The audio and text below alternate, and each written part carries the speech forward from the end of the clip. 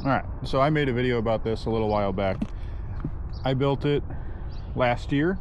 It is a little trail MIG welder inside of a Dewalt box, and I had a few people ask about what it is, how it goes together, and what parts are in it. So I'm going to take this apart and I'm going to show you guys kind of how it works, and I'm also going to put in the description a little silica gel packet to keep it drier in here. And I'm going to put together a items and like parts list in the description of the video where you guys can go and find the parts and try to build it yourselves if you want to.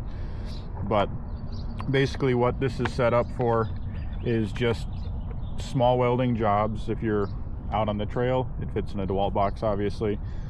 You're not going to do anything super structural with it, but you can make a few passes and you can stick some stuff together. I've got two switches in here. This one is the main power switch, where you flip that on and that gives you the battery voltage, and this is what turns on the welder. It is now active. We have a speed controller down here. It is a bi-directional speed controller. I tried probably nearly a dozen of these until I found one that worked. But you set it in forward and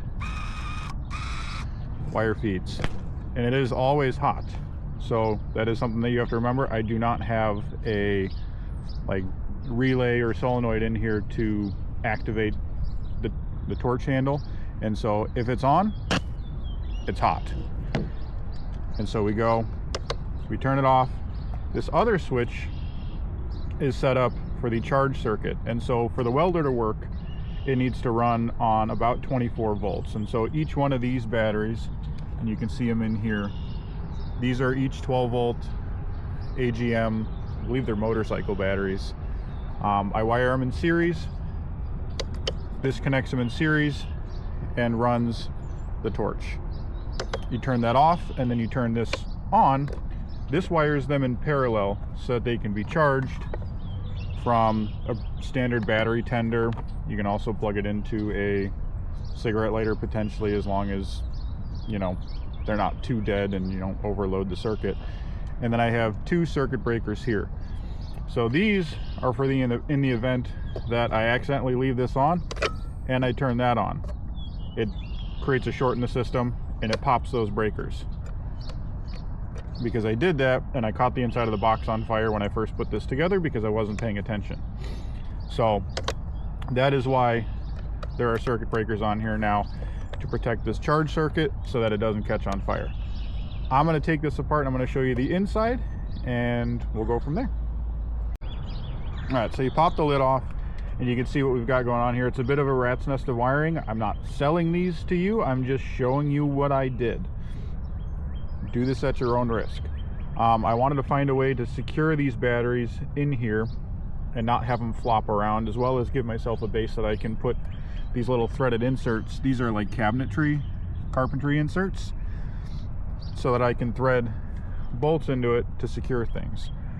So what I did is I set the batteries in about the area that I wanted them in, and then I poured a deep pour epoxy into the box, and then I stuck a piece of wood down here because that gives me it lightens it up a little bit for some space so they don't need that epoxy.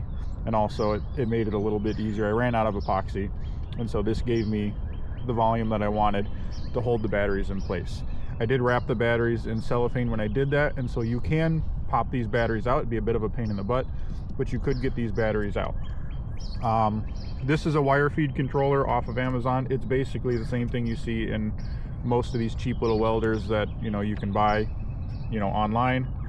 And then the torch is a Yes Welder 100 amp torch, and this is pretty much just how it goes together. I'm gonna add in some clips of it working as well, and then I will put together a parts list in the description for you. But if you're curious, these are 22 amp hour sealed lead acid batteries. They work great. They're from mightymaxbatteries.com. I've had no complaints with them. But no, this thing, it works great. It's compact.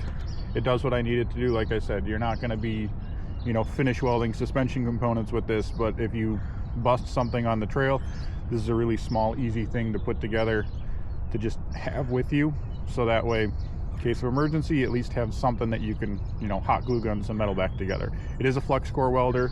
This torch actually does have a gas tube on it, and so you could run solid core and gas, but it kind of defeats the purpose of this thing being mobile.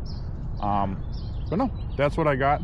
Like I said, I'm going to put together a parts list for you. If you want to go through this yourself, you're more than welcome to, but this should answer any questions. If you have any more, just let me know, but that's what I've got. All right, this is some dirty, rusty steel that I've got floating around in my garage, and I'm going to test it on that,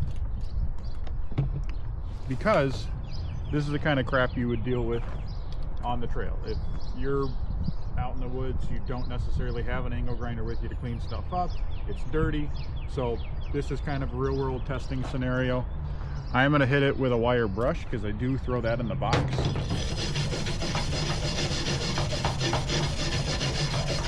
But that's also one of the nice things about using flux core, is that flux core doesn't care quite as much if what you're doing is perfectly clean. So I'm going to throw my gloves on because I don't feel like getting burned today,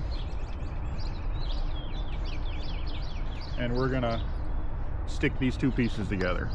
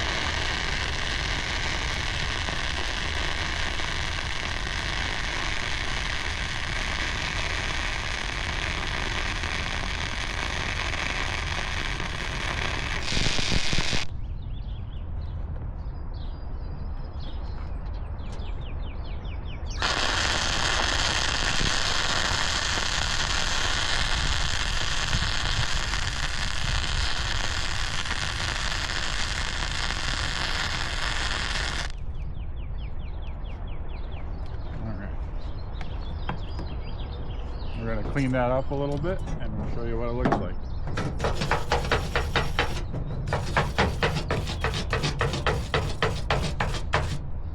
Can't get the brush all the way in there.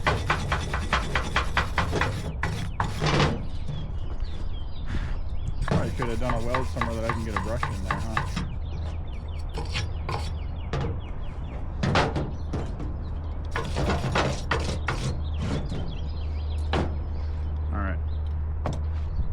No cuts, no nothing. That was with this. So, as you can see, that's what we got. Is it the prettiest thing in the world? No. Do I think it'll hold if it needs to? Yeah. So, that's why I built this. It's to stick metal that's not great back together in case you've caused yourself some significant problems. So in my testing that I did of this unit, I got about 54 inches of linear weld, where I can weld for about 54 inches before this is depleted enough where you need to stop welding or you're going to damage the batteries and recharge it. There are fast battery chargers that you can get for this kind of stuff. I don't have one. I just plug it into a Viking battery charger that I actually run off the inverter in my Jeep. If I need to charge it, it charges fast enough, but that's my shtick. Like I said, in the description I'm going to have parts, but from there, if you guys want to do something with this, great. If not, I hope you learned something.